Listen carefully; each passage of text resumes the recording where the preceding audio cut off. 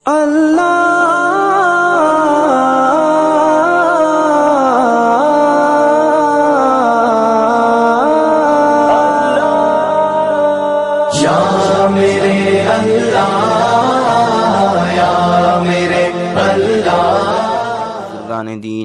السلام علیکم ورحمۃ اللہ وبرکاتہ۔ اللہ تعالیٰ کا بے انتہا احسان و فضل ہے کہ اللہ تعالیٰ نے ہم سب کو اپنی زندگی میں پھر ایک بار ماہ مبارک نصیب فرمایا ہے۔ اللہ تعالیٰ سے دعا ہے کہ اللہ تعالیٰ بار بار ہم کو اپنی زندگیوں میں مہینہ نصیب فرمائے۔ اس ماہ مبارک کا 2/3 حصہ یعنی 20 دن تقریباً گزر چکے ہیں، 20واں دن چل رہا ہے۔ اب ہم اپنے اعمال پر نظر ڈالیں تو ایسا محسوس ہونے لگتا ہے کہ دوسرے رمضان جن میں پھرنے چلنے کام دھندے کی اجازت تھی، تو ہم اپنے کاموں کو کرتے ہوئے جتنی عبادت دیگر رمضان میں کرتے تھے اتنی عبادت فری رہنے کے باوجود اس رمضان میں ہم سے نہیں ہوئی، ہم سے نہیں ہو رہی ہے۔ ہماری تراویح چھوٹ رہی ہے، ہمارے روزے چھوٹ رہے ہیں، ہمارے قرآن مجید کی تلاوت چھوٹ رہی ہے، ذکر و اذکار چھوٹ رہے ہیں۔ تو یہ کتنی بڑی ہمارے لیے غفلت کی بات ہے، جبکہ روزے دار کا بدلہ اللہ خود دینے کا وعدہ کیے ہیں۔ دوسرے اعمال کا بدلہ اللہ تعالیٰ فرشتوں کے ذریعے دلائیں گے، لیکن جب روزے کے بدلے کی باری آئے گی تو اللہ تعالیٰ خود اپنے ہاتھوں سے اس کو عطا فرمائیں گے، جبکہ جنت ان کے لیے سنواری جائے گی۔ اللہ کے نبی صلی اللہ علیہ وسلم نے ایک حدیث میں فرمایا،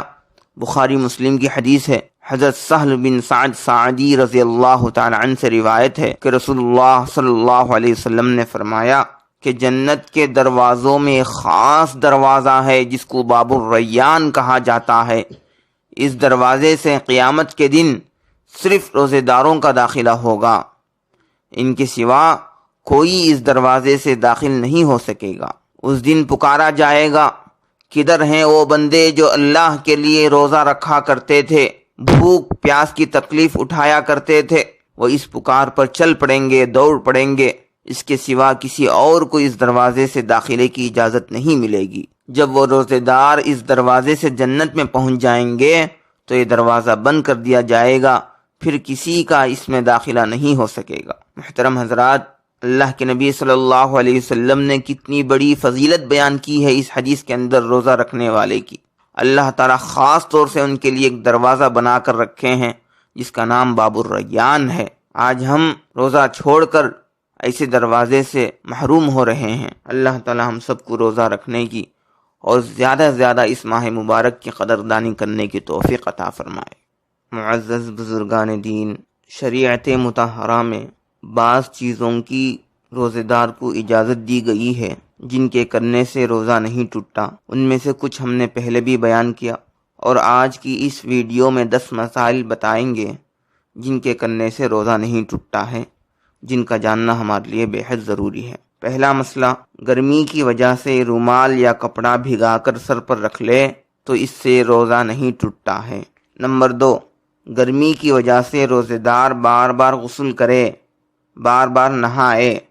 تو اس سے بھی روزہ نہیں ٹوٹتا ہے، لیکن بہتر ہے، افضل ہے کہ وہ اس طرح نہ کرے۔ نمبر 3، سخت ضرورت کے وقت خون دینے سے بھی روزہ نہیں ٹوٹتا ہے۔ نمبر 4، اسی طرح مجبوری کے وقت خون چڑھانے سے بھی روزہ نہیں ٹوٹتا ہے۔ نمبر 5، روزے دار کے منہ میں مکھی یا مچھر یا اس جیسی کوئی چیز چلی جائے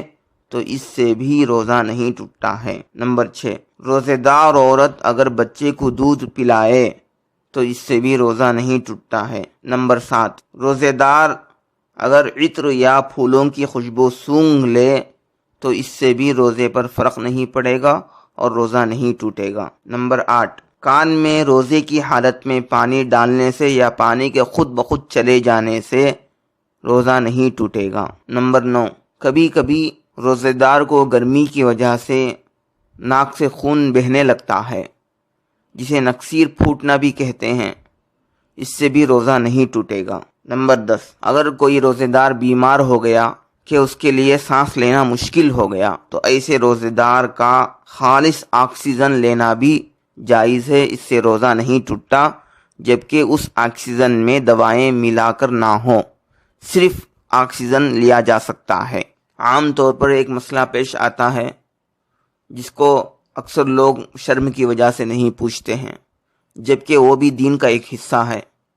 وہ بھی ایک مسئلہ ہے جس کا بتانا بے حد ضروری ہے۔ عورت روزے دار ہے، درمیانی حصے میں عورت کو ناپاکی آ گئی تو اس سے روزہ ٹوٹ جاتا ہے، تو اس عورت کو کھا لینا اور پی لینا چاہیے، کھا سکتی ہے اور پی سکتی ہے، لیکن بہتر ہے کہ وہ عورت روزے داروں کے سامنے نہ کھائے نہ پیے، بلکہ چھپ چھپا کر کھائے اور پیے۔ اسی طرح کوئی عورت جس کی ناپاکی کے دن چل رہے تھے، سحری کے وقت بھی ناپاکی کا وقت تھا، اب دن کے درمیان حصے میں عورت پاک ہو گئی، تو اس کے لیے فقہاء اکرام کہتے ہیں وہ عورت جس کے ناپاکی کے دن چل رہے تھے اور شروع میں ناپاک تھی دن کے اور بعد میں پاک ہو گئی ہے، تو ایسی عورت کے لیے علماء اور فقہاء کہتے ہیں کہ وہ آخری دن تک، افطار کے وقت تک رکے رہے کھانے پینے سے۔ اور دوسرا مسئلہ ہے، ناپاکی کے دن چل رہے تھے، عورت سحری سے پہلے پاک ہو گئی، اب موقع نہیں ہے غسل کرنے کا، نہانے کا، نہائیں گے غسل کریں گے تو سحری کا وقت ختم ہو جائے گا، تو اب ایسی عورت کے لیے گنجائش ہے کہ وہ بغیر نہائے کے سحری کر سکتی ہے، سحری کر کر فوراً غسل کر لے، اس کے بعد فجر کی نماز پڑھے۔ اللہ تعالیٰ صحیح معنی میں اس ماہ مبارک کی قدردانی کرنے کی توفیق عطا فرمائے اور دین و شریعت کو سمجھ کر اس پر عمل کرنے کی بھی توفیق عطا فرمائے۔ محترم حضرات، اب ہم آپ کو ایک ویڈیو بتائیں گے جس میں ایک چھوٹے بچے نے ماں کی محبت اور اس کی تعریف میں بہترین نظم پڑھی ہے، آپ اس کو بغور سماعت فرمائیں۔ السلام علیکم، میں ہوں سفیان پرتاپ گڑھی کا چھوٹا بھائی عدنان پرتاپ گڑھی۔ اس نظم کو میرے چچا نجم حسن پرتاپ گڑھی نے لکھا ہے۔ اے میری پیاری ماں، اے میری پیاری ماں، اے میری پیاری ماں، اے میری پیاری ماں، سنسان ہے تمہارے بنا سارا یہ جہاں، اے میری پیاری ماں، اے میری پیاری ماں، ماں تو ہے بے مثال، تیری ذات بے مثال، ماں تو ہے بے مثال، تیری ذات بے مثال، سچ پوچھئے تو ہے تیری ہر بات بے مثال، سچ پوچھئے تو ہے تیری ہر بات بے مثال، تعریف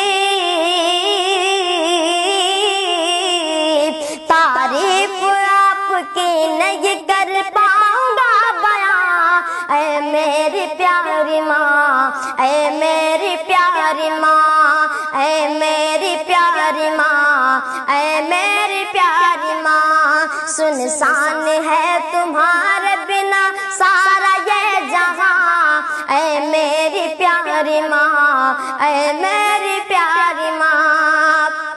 تجھ سے ہی اس زمین پہ میرا وجود ہے، تجھ سے ہی اس زمین پہ میرا وجود ہے، مجھ کو سکھایا تو نے یہ کلمہ درود ہے، مجھ کو سکھایا تو نے یہ کلمہ درود ہے، مجھ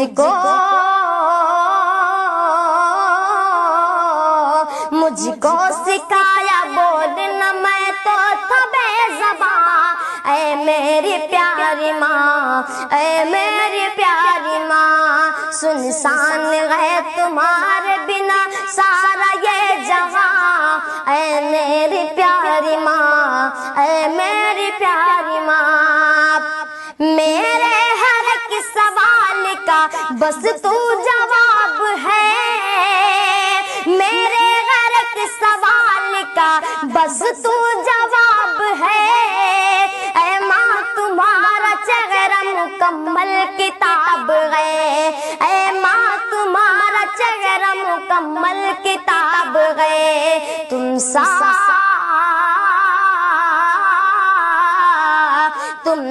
کوئی بھی دوجا عالم میں ہے کہاں، اے میری پیاری ماں، اے میری پیاری ماں، سنسان ہے تمہارے بنا سارا یہ جہاں، اے میری پیاری ماں، اے میری پیاری ماں، دوزخ کو اپنے پاس بلایا نہ کیجیے، دوزخ کو اپنے پاس بلایا نہ کیجیے، ماں باپ کو یوں اپنے رلایا نہ کیجیے، ماں باپ کو یوں اپنے رلایا نہ کیجیے، ایک